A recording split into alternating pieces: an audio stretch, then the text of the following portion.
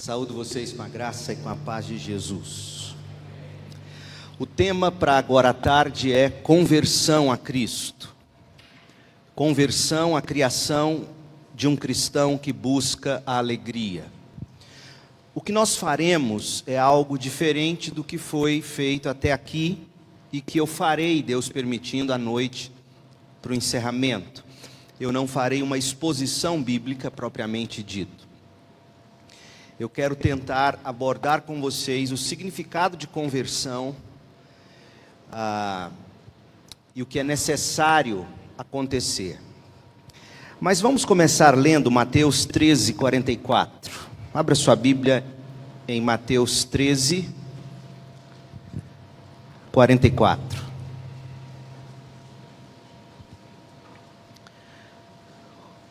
O reino do céu é semelhante a um tesouro escondido no campo, que um homem esconde depois de achá-lo. Então, em sua alegria, vai e vende tudo que tem e compra aquele campo. A descoberta mais fascinante que um ser humano poderá fazer em toda a sua vida é que a glória de Deus e a nossa alegria representam a mesma coisa. Elas não se colidem necessariamente falando. Deixe-me explicar.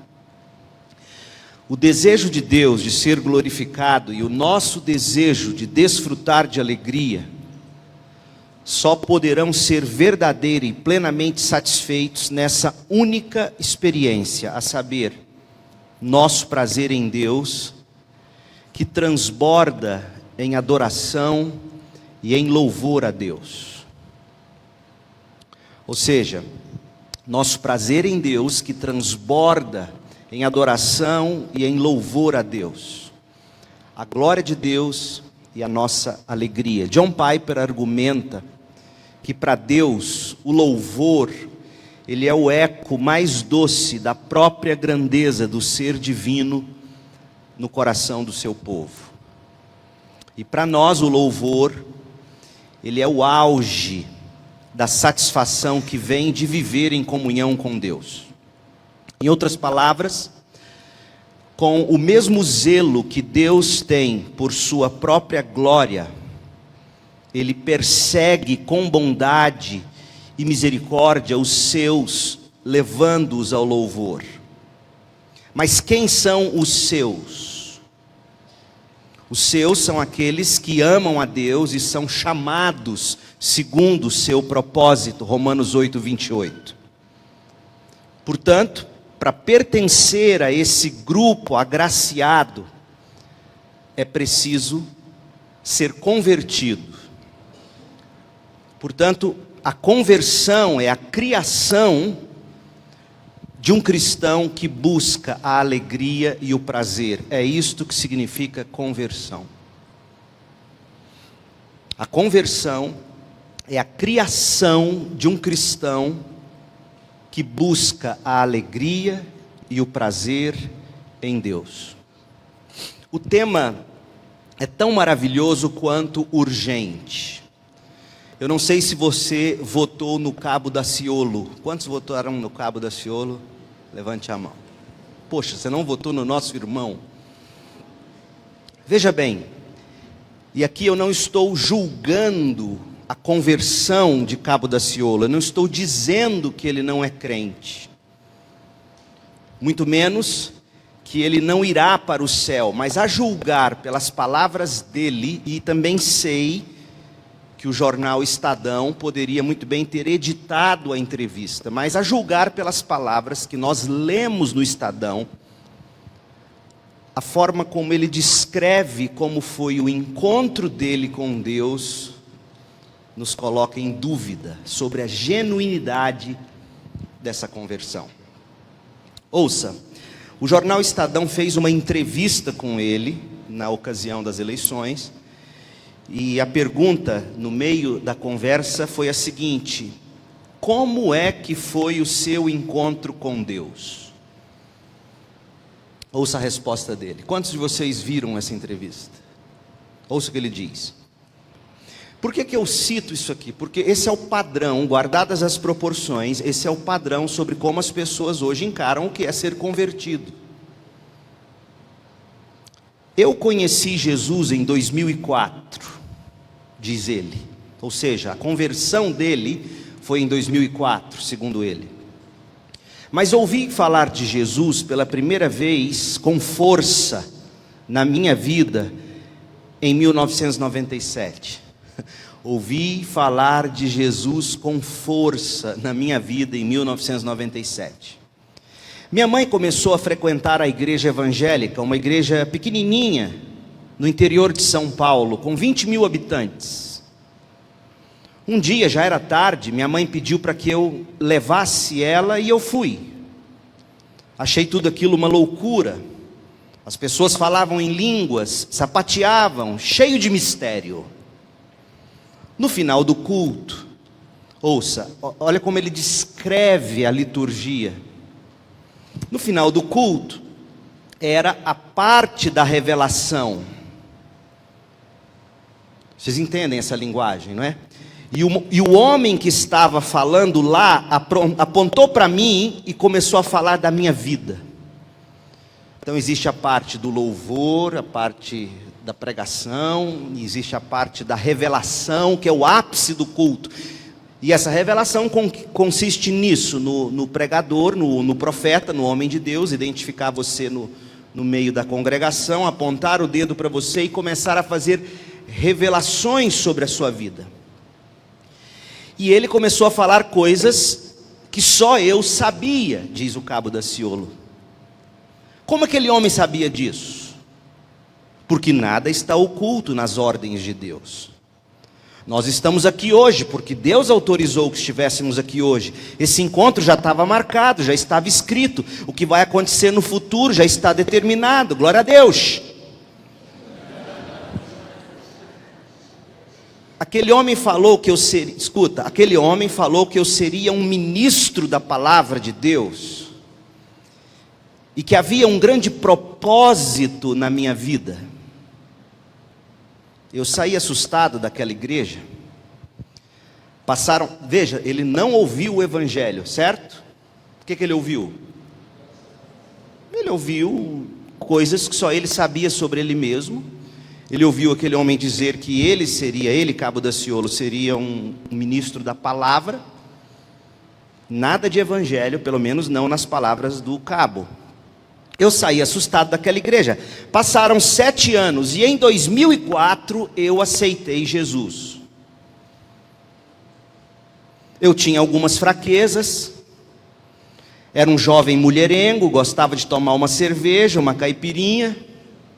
Até aqui, bem presbiteriano, né? Brincadeira. Tem bons batistas assim também, eu sei. Eu tinha algumas fraquezas. Era um jovem mulherengo, gostava de tomar uma cerveja, uma caipirinha. Quando eu bebia uma cerveja, aquilo me trazia uma felicidade, mas na verdade eu estava em busca da felicidade que eu só fui encontrar em 2004, quando aceitei Jesus. Aí então tudo se completou na minha vida. O repórter pergunta: como foi essa aceitação? Bem, eu comecei a ter uma diarreia muito grande. Não é brincadeira não, está no Estadão. Eu comecei a ter uma diarreia muito grande. Eu fiquei um mês inteiro com esse problema. Eu fui no médico e não tinha nada. Tive que fazer exames mais fortes e nada. O exame mais forte, não tem nem noção do que seja isso, mas... Então eu parei e lembrei daquele homem que em 97 havia me falado que tinha um propósito muito grande na minha vida. E eu falei para Deus, abre aspas, Deus, se você tem um propósito muito grande na minha vida, o Senhor me cure e eu vou servir a você. Eu autorizo o Senhor a tirar tudo que seja do mundo da minha vida. Adivinha? No outro dia, eu não fui mais ao banheiro.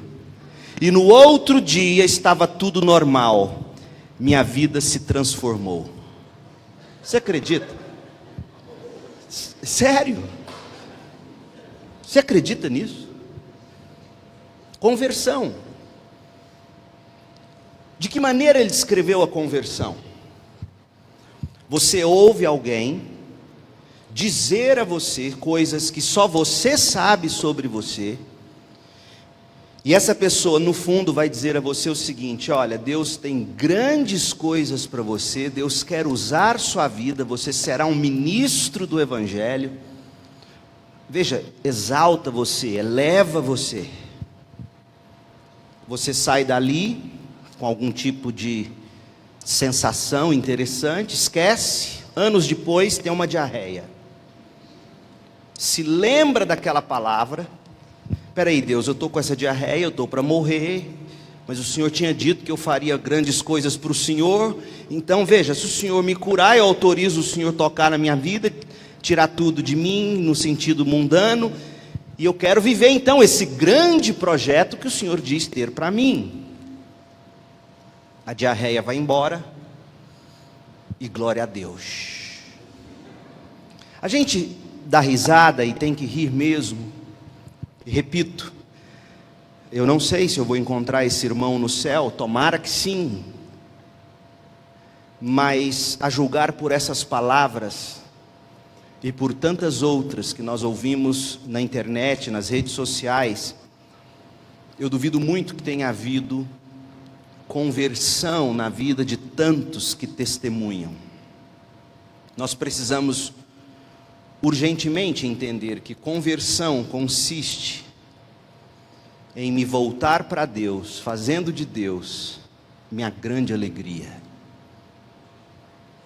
E não aquela grande obra que Deus tem para mim, e não aquele grande casamento que Deus tem para mim, porque veja, a capacidade do nosso pecado, ela é tão grande para nos fazer idolatrar até as coisas boas de Deus, que nós somos capazes de transformar qualquer coisa boa em si num ídolo.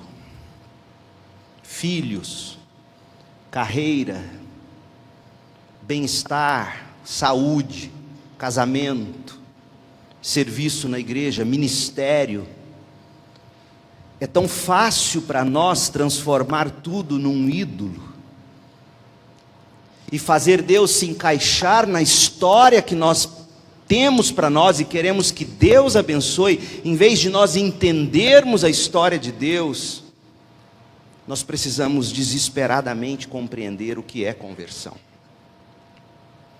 A conclusão maravilhosa, quando nós observamos o significado bíblico de conversão, a conclusão maravilhosa que se chega, é que toda a energia onipotente que dirige o coração de Deus a buscar a própria glória dele, também inclina Deus a satisfazer o coração de todos aqueles que buscam nele, em Deus, o fim de todas as coisas, a verdadeira alegria. E esse é o Evangelho.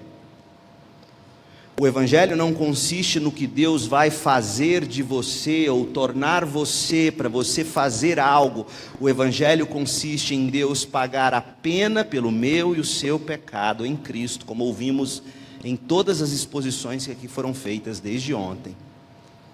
E como diz 1 de Pedro 3,18, sermos conduzidos a Deus. Deus é o fim, Ele não é meio para você passar no Enem, no vestibular, concluir um curso. As boas novas da Bíblia são de que Deus, de forma alguma, está avesso a satisfazer o coração dos que colocam em Deus toda a esperança. Pelo contrário,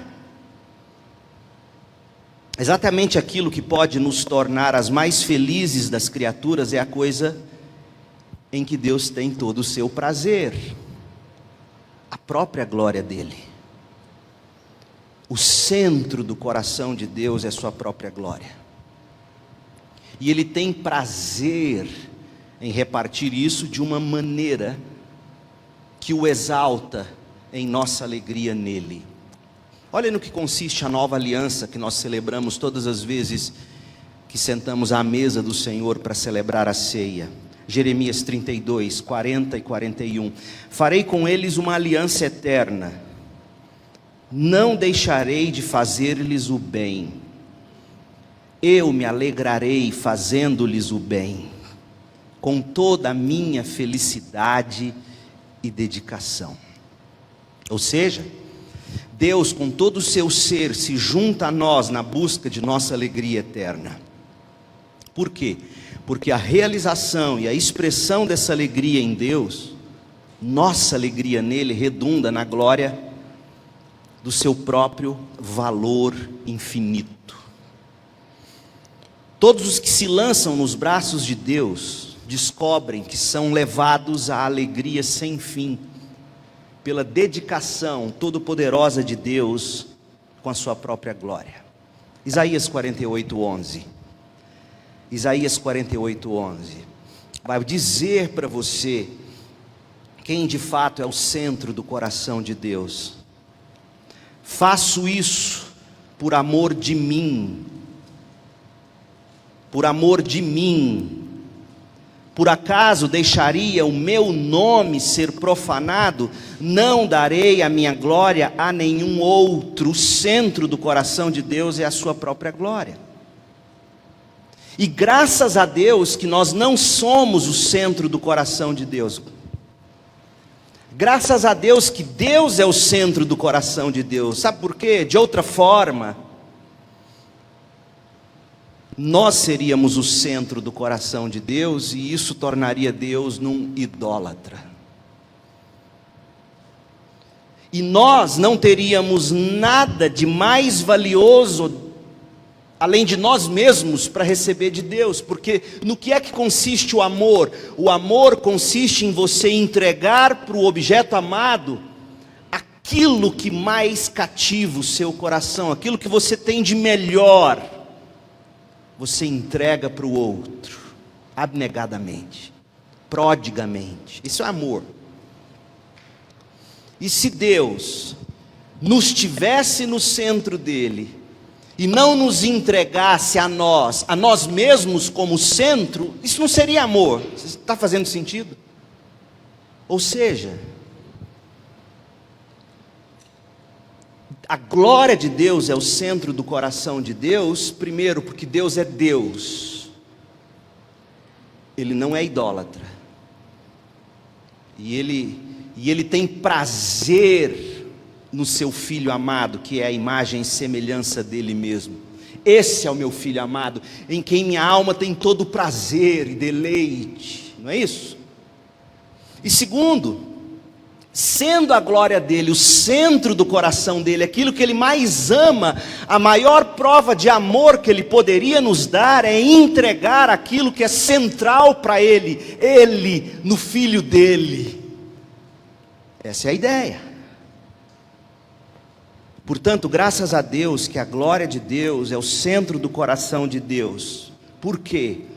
Porque Deus permanece Deus, e nós recebemos o que há de mais glorioso, o próprio Deus, e nos alegramos em Deus. Deus que é a alegria onipotente, esse Deus persegue o bem de todos os que se põem na dependência dele. Salmo 147, 11, o Senhor se agrada dos que o temem, dos que esperam no seu amor. Agora, esses que esperam no seu amor não são qualquer pessoa. Todas as coisas cooperam para o bem daqueles que amam a Deus, aqueles que são chamados segundo o seu propósito. Isso não é para todos, apenas para aqueles que amam a Deus. Porque Jesus vai nos dizer em Mateus 25, 32, que há ovelhas e há cabritos, há sábios e há imprudentes, Mateus 25, 2. Há os que estão sendo salvos e os que estão perecendo, 1 Coríntios 1, 18. E a diferença é que alguns se convertem e outros não. Então, o nosso objetivo hoje é mostrar a necessidade da conversão e provar que a conversão é nada menos do que a criação de um cristão que busca a alegria em Deus como fim e não como um meio para você usar nos seus próprios prazeres e pecados. Como hoje, Deus permitindo, à noite, pastor Niel prega no primeiro momento e eu no segundo, e nós vamos falar sobre oração. Então, de que forma um coração convertido a Deus, fazendo de Deus o alvo, sua alegria suprema, de que forma esse coração deve orar? Como é que a gente ora sem ser como Tiago vai dizer, o apóstolo, que muitos oram para receber dinheiro do esposo e gastar com suas prostitutas? Não é assim que Tiago diz lá? Vocês não recebem porque pedem mal para gastar nas suas orgias idólatras. Para não gastar comigo, diz o Senhor.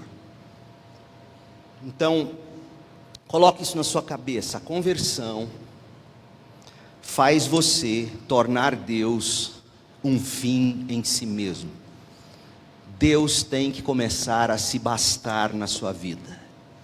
E eu sei que quando a gente começa a pensar sobre essas coisas, diversas perguntas surgem na cabeça da gente, mas pastor, na maioria das vezes eu não tenho esse sentimento por Deus. É verdade. Por isso que Paulo vai chamar a vida cristã de combate da fé. O combate da fé no vocabulário de Paulo não é apenas o combate pela sã doutrina, é o combate para que o seu e o meu coração permaneçam crendo que Deus é o único e o maior tesouro de todos. Ele nos basta, a graça dele nos basta. Essa é a ideia. Então, se nós estamos falando de conversão, por que a gente não usa simplesmente um mandamento bíblico, como a gente provavelmente, todos nós aprendemos desde o início? Qual é o mandamento bíblico? Creia no Senhor Jesus e será salvo. Por que a gente insiste em introduzir uma terminologia nova nessa equação? Por que a gente insiste em introduzir o termo alegria, prazer cristão, ou como o Piper vai dizer, hedonismo cristão nessa história de conversão? Por quê? Por que a gente não fala apenas creia e seja salvo? Por que falar de um coração alegre, satisfeito em Deus, como prova de conversão? Por quê? Por pelo menos dois motivos. Primeiro, por causa da confusão. Segundo, por causa da cauterização, a confusão da nossa cabeça. Nós estamos cercados, gente, de pessoas bem intencionadas, mas que não são convertidas. Pessoas que creem em Jesus, mas não como sendo o grande tesouro. Pessoas que estão escravizadas por todos os tipos de vícios, práticas, comportamentos, que são sim condenados pela Bíblia, mas que dizem crer e acreditam que por simplesmente crer, não importa como se viva, vão para o céu. Existe uma infinidade de outros, que por exemplo, não frequentam cultos, não procuram a comunhão fortalecedora na membresia de uma igreja local há anos, talvez nunca tenham passado por isso, e insistem em dizer, sou salvo para a salvação. Nós temos todos os tipos de frequentadores mornos e mundanos, aquela categoria que os crentes criaram, que concorre com o católico não praticante. Você sabe qual é? Crente carnal. O católico não praticante dos evangélicos é o crente carnal. Quando Paulo, na verdade, vai dizer que quando tratou os coríntios como acarnais, tratou eles como descrentes. E Paulo vai dizer em Romanos 8 que não tem como ser carnal e ir para o céu. Porque os que são nascidos de Deus, do Espírito, são guiados pelo Espírito e não pela carne. Leia Romanos 6, leia Romanos 8. Um monte de gente que nasceu e cresceu em igreja e que vai para a escola, entra no ensino médio, começa a fumar maconha, e aí o amigo crente vira e fala: mas rapaz, você é de Jesus, por que você está fumando maconha? Não, é a graça de Deus, tudo é graça. Eu creio em Jesus, um dia eu fui batizado, um dia eu dei profissão de fé, e aí vai. Então, essa confusão que existe no nosso meio, pessoas que chegam para você e começam a dizer que são crentes e querem tornar membros da igreja. Eu sei que o pastor Niel também faz isso na igreja dele. Você começa uma entrevista com a pessoa e uma das primeiras perguntas que eu faço para a pessoa é: defina para mim o evangelho, explique para mim como você foi salvo. Mas eu quero que você me explique o evangelho. A pessoa não sabe dizer. Você ouve todo tipo de resposta. Por exemplo: não, eu cresci vendo os meus pais iam à igreja, e eu achava tão bonito o relacionamento deles, tudo que eles conquistaram na vida, e sei que isso foi Jesus, então eu sou de Jesus. Meu Deus, até o diabo quer um Jesus assim, que te dá tudo, que transforma a sua vida na terra num céu, onde Deus só serve para saciar os desejos do seu coração, que são por todas as coisas, menos por Deus. Não é assim? Nós estamos cheios de pessoas confusas, e você não adianta dizer para essas pessoas simplesmente: creia em Jesus. Ela vai dizer: eu creio. A frase é vazia para essas pessoas, porque há uma diferença muito grande entre acreditar e entre crer para a salvação.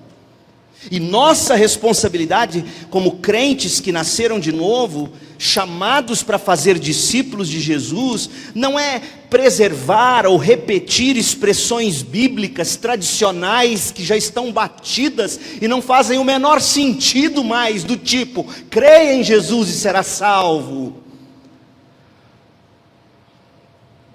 A confusão faz-nos ter que pensar sobre conversão usando outras expressões para começar a fazer sentido. Segundo, a cauterização do coração.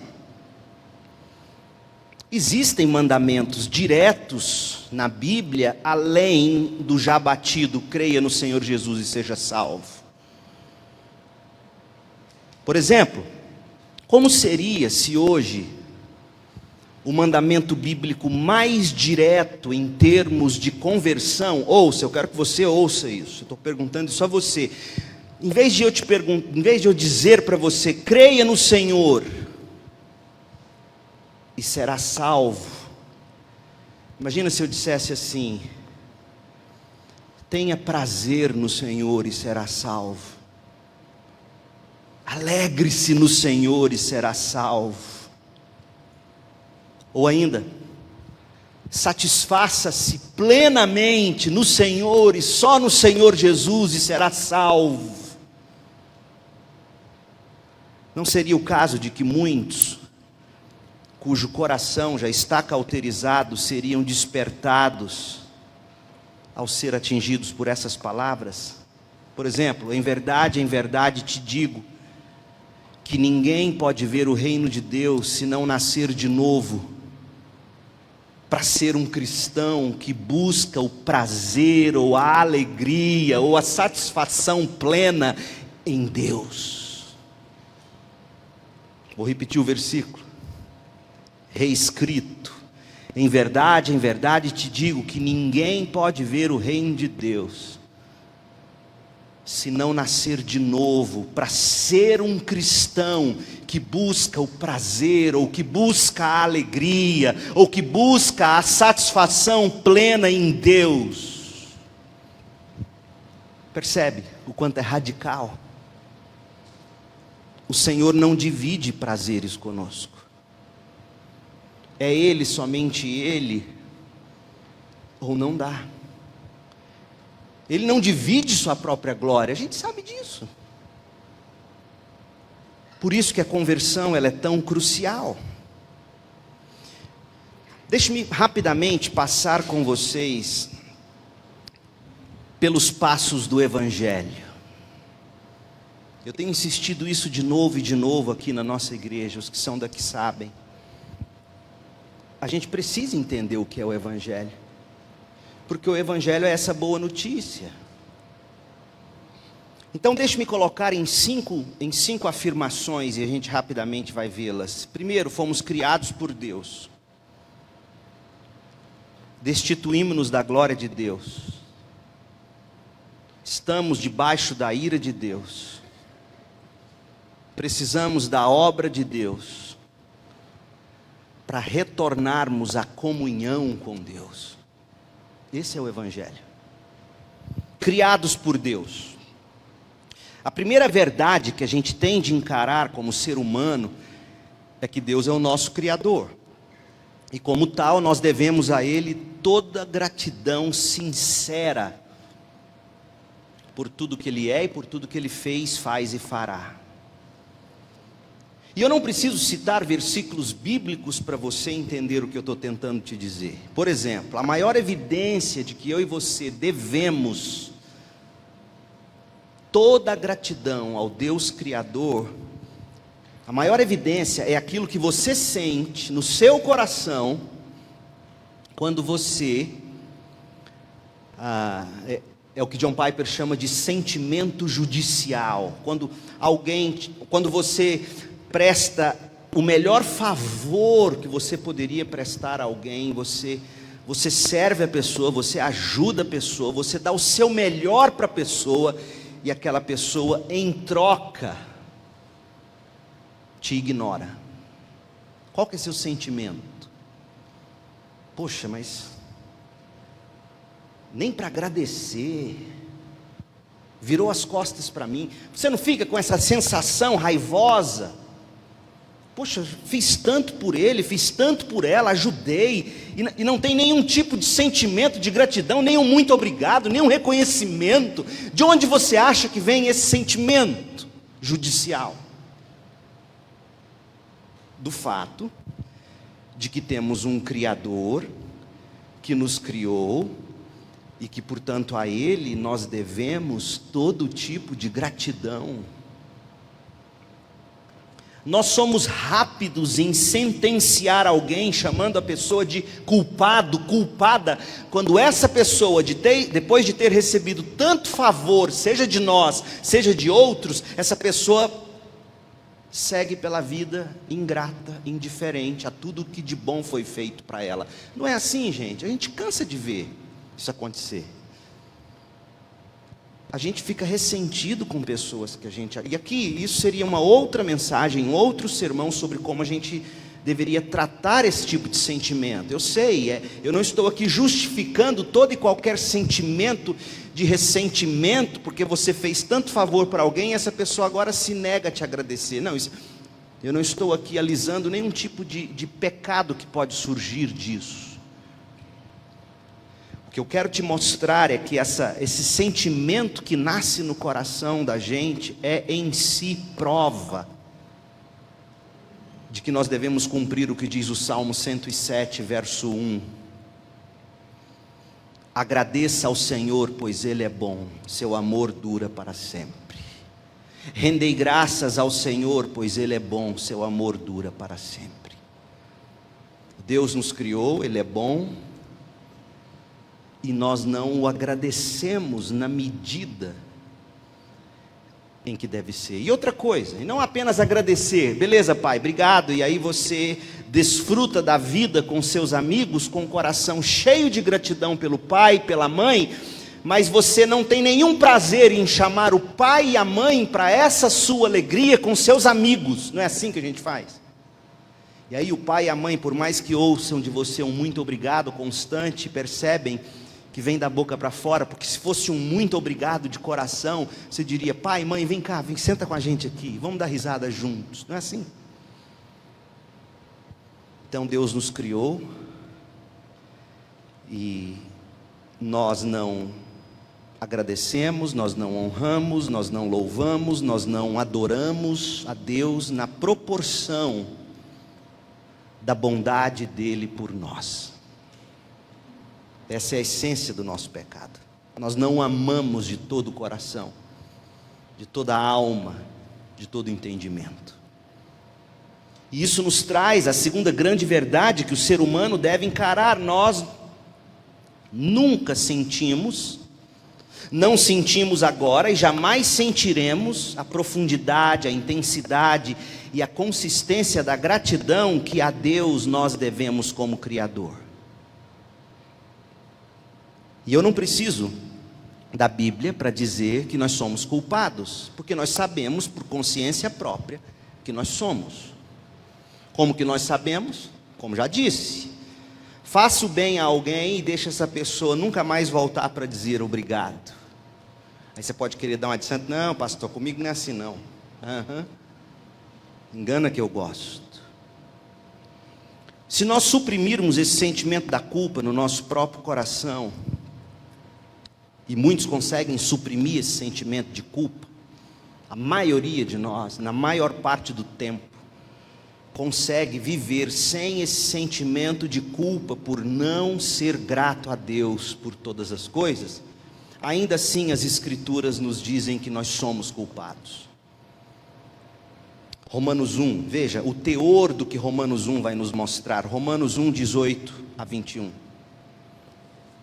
Pois a ira de Deus se revela do céu contra toda impiedade e injustiça dos homens, que impedem a verdade pela sua injustiça. Por quê? Porque o que se pode conhecer sobre Deus é manifesto entre eles, porque Deus lhes manifestou, pois os seus atributos invisíveis, seu eterno poder e divindade, são vistos claramente desde a criação do mundo e percebidos mediante as coisas criadas, de modo que esses homens são indesculpáveis, porque mesmo tendo conhecido a Deus, não o agradeceram, não o glorificaram como Deus, nem lhe deram graças, pelo contrário, tornaram-se fúteis nas suas especulações, e o seu coração insensato se obscureceu. Gente, quando o ser humano estiver diante de Deus para prestar contas a Deus de sua própria vida, Deus não vai precisar citar nenhum versículo bíblico. Basta a Deus 3 perguntas do tipo: primeira, Leandro, não ficou claro o suficiente na criação que tudo que você tinha era um presente, que como minha criatura você dependia de mim para a vida, para o fôlego, para tudo mais? Não ficou claro para você? Segundo, Leandro, sabe aquele sentimento judicial, aquele rancor que você sentia no coração, aquela culpa que você sentenciava contra aqueles a quem você havia feito tanto bem e essas pessoas não eram gratas a você? Sabe aquele sentimento? Terceiro, sua vida foi vivida na plenitude da alegria, da gratidão para comigo, em proporção à minha bondade para com você? Caso encerrado, gente. O pecado, John Piper bem definiu assim, ele é qualquer sentimento, o pecado é qualquer pensamento, ou fala, ou ação, que vem de um coração que não valoriza a Deus sobre todas as coisas. E o fundo do pecado, a raiz de todo pecado é tal coração, ou seja, um coração que prefere algo acima de Deus, um coração que, essa é a essência do pecado, que valoriza a Deus pelo que Deus pode dar. Por isso que as pessoas se decepcionam com Deus quando chegam as dificuldades. As pessoas viram as costas para Deus quando chega a doença e Deus não cura. As pessoas emburram com Deus quando oram e entendem que aquela pessoa era para ela casa, e aí vem as dificuldades do casamento, da criação de filhos. Quantas vezes eu atendi ao longo desses mais de 20 anos como pastor, pessoas te dizendo: pastor, Deus não foi honesto comigo, Ele disse sim, eu casei, e veja como é que é a minha vida. O que é que isso tudo revela, gente? que Deus só é bom na medida em que Ele abençoa aquelas histórias que nós construímos para nós mesmos, levamos para Deus como crentes. Ó, Deus, está aqui, essa é a história de vida, abençoa isso aqui. Deus, está abençoado, tá? Eu sinto paz. E aí você vai viver a sua história. Deus, não deixa de derramar bênção aqui não, Deus, abençoa isso aqui. E aí começam a vir as dificuldades, a tempestade chega sobre a casa que está sobre a rocha e sobre a casa que está sobre a areia. Sempre assim, não é? E qual é que fica em pé? A que está na rocha. E aí você vira as costas para Deus, porque o casamento começa a se dissolver, você vai entrando em crise. John Piper diz que o pecado é você olhar para a glória de Deus e não honrá-la,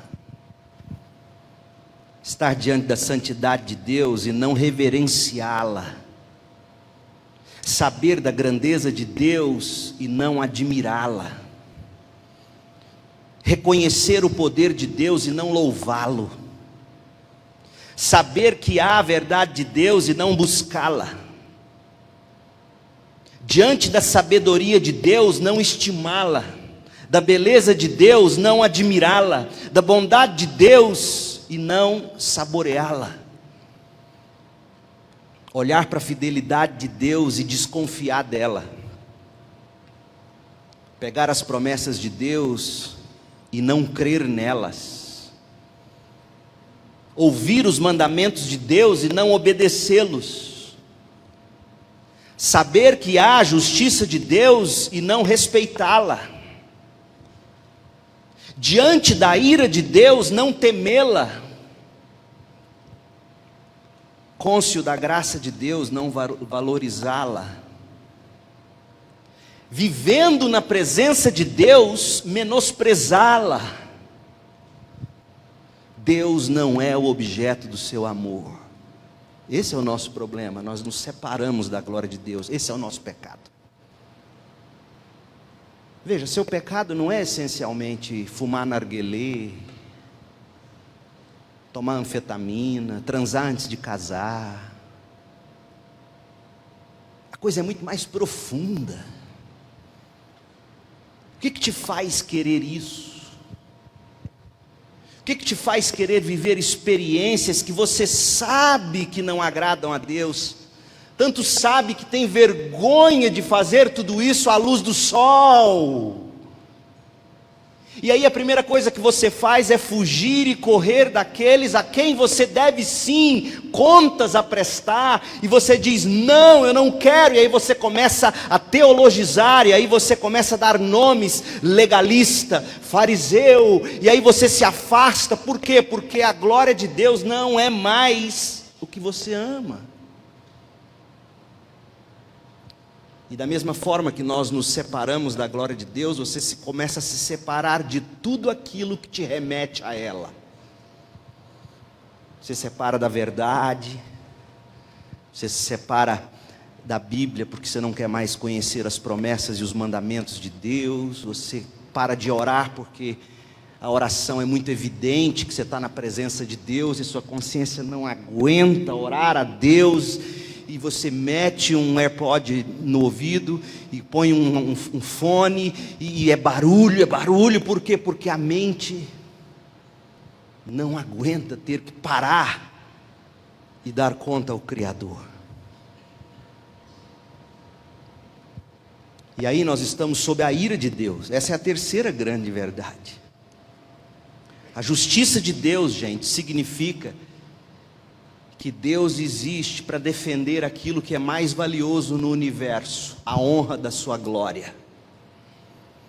Por exemplo, você já viu alguém ser preso porque difamou um gato? Ainda não, certo? Daqui uns dias talvez. Uriel foi preso porque xingou um gato na internet. Mas você já viu pessoas responderem processos por difamar outro ser humano? O que isso revela? Um ser humano vale mais que um gato, por enquanto. Então, se um ser humano difamado tem direito legal de ir à corte e dizer, tripudiou minha honra, senhor juiz, Se um ser humano tem esse direito, imagine o Criador desse ser humano, que é infinitamente santo. Nós tripudiamos a glória de Deus, e o salário desse pecado é a nossa morte. Pastor, por que existe inferno? Que prazer que é esse de Deus, de mandar alguém para o inferno? Simples. Simples. Imagine você amanhã, ligar o Jornal Nacional, amanhã não é domingo, Fantástico, ligar o Fantástico, o pastor prega rápido, chega em casa, vou ver o Fantástico, aí está lá, exclusivo, Supremo Tribunal Federal manda soltar todos os condenados da Lava Jato, acabou a investigação, todo mundo foi absolvido. O que você vai dizer? Que país é esse? Que não respeita suas regras, que não respeita suas leis? Que juiz é esse que não aplica uma pena, ouça bem, na mesma proporção do crime cometido? Que juiz é esse? Ninguém quer um juiz assim. Todos querem juízes que aplicam a pena na proporção do crime, não é isso? Tá bom. Se Deus é infinitamente, gloriosamente santo, que tipo de pena cabe a alguém que desonra essa glória? Responda para mim. Uma pena eterna. Não basta você e eu ouvirmos de Deus: faz o seguinte, vai pintar o meio-fio da 24 de outubro, arruma um balde de cal, uma brocha, sai pintando o meio-fio da calçada, e isso paga você ter tripudiado minha glória. Não é bem assim. Nós vivemos sob a justa condenação de Deus, porque o nosso pecado é infinitamente horroroso. E o mundo sabe disso, vocês já ouviram? Renata Vasconcelos abre o Jornal Nacional dizendo: a mãe natureza está irada com a gente, porque nós não estamos sabendo tratá-la bem. Não é assim que eles falam? E eles dizem o quê? A mãe natureza é justa, o Trump é que está errado, o Bolsonaro é que está errado desmatando a Amazônia. A mãe natureza, quando traz um tsunami, um terremoto, a mãe natureza está agindo dentro da legalidade. Não é assim que eles acreditam? Agora tira a mãe natureza e fala: não, na verdade isso é Deus manifestando do céu a sua ira contra todo tipo de impiedade dos homens. Não, não, opa, não, assim, Deus não faz isso. Como não? Quarto lugar, a obra de Deus. A notícia mais aterrorizante no mundo, gente, é que nós estamos debaixo da condenação do Criador. E Ele não pode corromper o caráter dEle. E o caráter de Deus consiste em Deus defender, preservar e proclamar sua glória. É nisso que consiste o caráter de Deus. Alguém de caráter é aquela pessoa que morre por aquilo que há de mais nobre. Não é isso que a gente chama? O que é alguém de caráter? Assistem os filmes antigos de Bang Bang, Cowboy. Vocês não gostam disso, né? Vocês nem lembram que existe. Eu gosto daqueles preto e branco ainda, acho lindo. Então o que acontece nesses filmes de Bang Bang? Qual é o caráter daquele? Porque não faz mais herói assim, né? Os heróis hoje é o Tony Stark, que é meu favorito. O Tony Stark, coitado, vai fazer tratamento, análise, senta, Freud vai analisar ele entra em crise existencial, né? O Thor começa a beber cerveja e fica barrigudo. Esses heróis entram em crise hoje em dia, já viu? Todos eles. Mas houve um tempo em que o herói, ele dava a vida por aquilo que havia de mais nobre. E o que havia de mais nobre antigamente era o que? Era a família, a honra da família. E aí o herói duelava no filme, dava a vida por aquilo que era mais nobre para ele, a mulher dele, os filhos dele, a honra, o nome dele, o nome da família dele. Então, caráter, alguém de caráter é alguém que preserva aquilo que é mais honrado. Quando se fala em honra hoje, o que é mais honrado no mundo? O que é mais honrado no mundo hoje é aquilo que te dá mais prazer. E se um tempo atrás, coragem era você dizer não àquilo que desonra o bem comum, coragem hoje é você dizer sim para fazer prevalecer seu direito e dane-se o bem comum. Coragem hoje é o quê? Sair do armário. Coragem hoje é você fazer o que o coração pede, isso é coragem. Mas Deus, Ele vive por aquilo que há de mais nobre, de mais honroso, de mais belo. E o que é isso? A glória dEle. Então Ele é o maior protetor e o maior proclamador da sua glória. Ele é o maior protetor da sua glória porque Ele é o ser de maior caráter. E Ele é o proclamador dessa glória porque Ele é o ser que mais ama. E Ele sabe que a única coisa que vai nos satisfazer é essa glória. E aí Ele envia Jesus, seu Filho. E eu vou resumir aqui. Porque a sabedoria de Deus ao enviar seu Filho é o meio de Deus revelar o amor de Deus, para que a justiça de Deus prevaleça, e a graça de Deus salve pecadores como eu e você, e todos nós desfrutemos do prazer e da alegria em Deus. Esse é o Evangelho. É um Deus que foi justo e ao mesmo tempo amoroso. E aí esse Evangelho nos traz de volta a comunhão com Deus. E você vai ler Atos 16:31 e vai dizer: crê no Senhor Jesus e tu e tua casa sereis salvos. João 1:12 vai dizer que crer significa receber Jesus. Atos 3:19 vai dizer que crer é você se arrepender e crer. E assim você vai olhar por todo o Novo Testamento e vai ver que o verbo crer tem diversos sinônimos no que diz respeito a convertermos-nos a Cristo.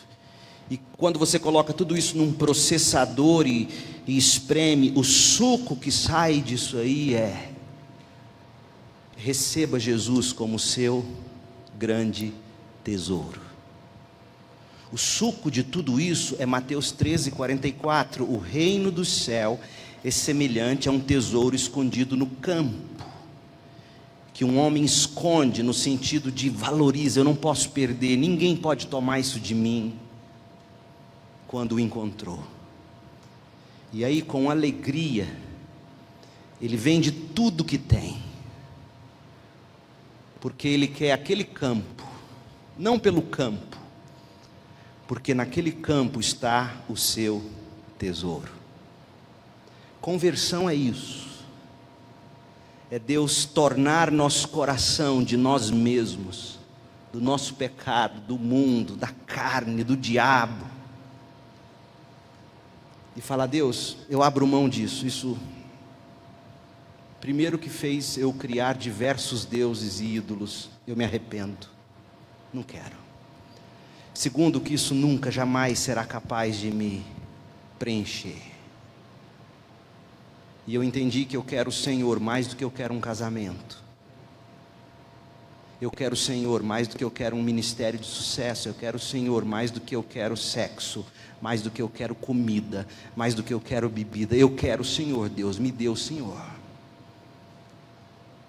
E aí, se você quer saber como que um crente convertido trava essa luta pela alegria em Deus, vem hoje à noite. Quando falarmos sobre oração, eu vou tentar te mostrar, porque essa é a batalha. Eu conversava com um jovem essa semana que me falou assim: sabe por que eu ainda não provei as drogas lá na faculdade? Sabe por que eu ainda não caí com aquela menina que queria transar comigo? Porque eu tenho medo da minha enfermidade me atacar. E eu percebi que essa pessoa, esse jovem, não estava se sentindo bem por não ter pecado, porque tem medo da enfermidade que ele tem, que ele sofre. Aí eu falei assim: então deixa eu te ensinar a fazer sentido dessa enfermidade, tá bom? A Bíblia chama isso de espinho na carne. É a forma de Deus te segurar na mão dele, porque te ama, não quer te perder. Sabe como é que você transforma esse medo de pecar em prazer em não pecar? Você vai aprender a orar. E você vai dizer assim: Deus, até aqui eu não pequei por temor, medo de adoecer. Mas eu não quero prosseguir na minha vida não pecando por medo de ficar doente. Eu quero prosseguir na minha vida não pecando porque o Senhor é uma delícia na minha vida. Me ensine, Deus, a não pecar pelo prazer que eu tenho no Senhor. Essa é a luta que a gente trava. Deus nos dá amarras, Deus nos dá consciência, é uma amarra que nos diz: não faça, você vai se arrepender. Essa consciência que o mundo aí fora tenta de todo jeito fazer calar, mudando estruturas, mudando convencionalidades culturais e tudo, é uma das amarras de Deus dizendo não ao pecado. Família é outra amarra, pai, mãe, que Deus nos dá. A comunhão da igreja é outra âncora, é outra amarra, e nós temos tudo isso nos segurando firmes para que as ondas desse mar da vida de pecado não nos leve. E o que a gente faz? A gente corta a âncora da consciência e diz: não vou ouvir isso mais não.